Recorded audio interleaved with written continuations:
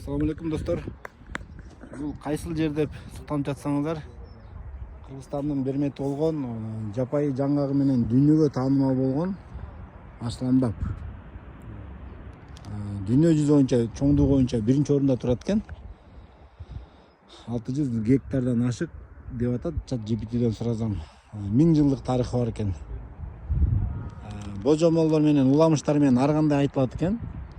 Александр Македонский тиккен дейт, Юлкарнайын келип тиккен дейт. Бирок менин көз карашымда, менин оюмда бул Аллах Тааланын өзүнүн берип койгон неаматы да. Эгер адам эле тигип ушинтип ушунча көбөйтө турган болсо, азыр канча өнүккөн заманда жашап атабыз. Мындан да чоң кылып жаңгак багын тигип коюш керек элек да.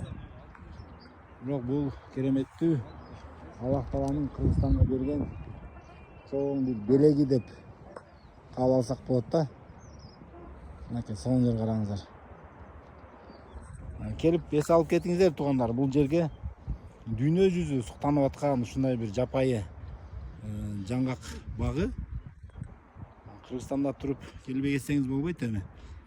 Асланбап боюнча сизде кандай маалыматтар бар? Ошону бир комментарийге жазып калтырып койсоңуздар, мага дагы балким көрүүчүлөргө дагы пайдалуураак болуп калат.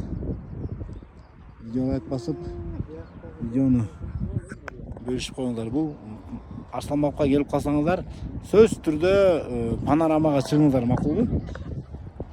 Кээ бирлер ушу панорамага чыкпай эле кетип кала берет экен да. Эгер панорамага чыкпасаңыздар, могундай кооздук көрүнбөй калат, чын эле айтайын.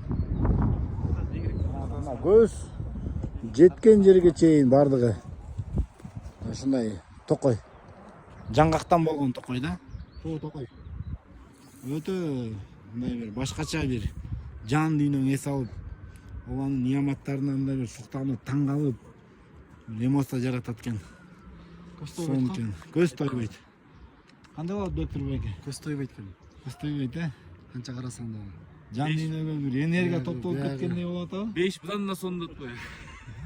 Туура айтып атат. Мындай бейиш элеске келет экен да туугандар, бир бейиш болгон бир мотива. Байлык кереги жок, эч нерсе кереги жок. Бейиш болгон мотивация болуп келет экен да туугандар. Бейиште ушинтем бул жакта бир аз кыйналабыз да иш кылып анын, бирок бейиште иш да кылбайсың, ушундай эле бир эс алып эле жүрөбүз, Кудай буйрса. Бейишке Аллах Таала насип кылсын баарыбыз,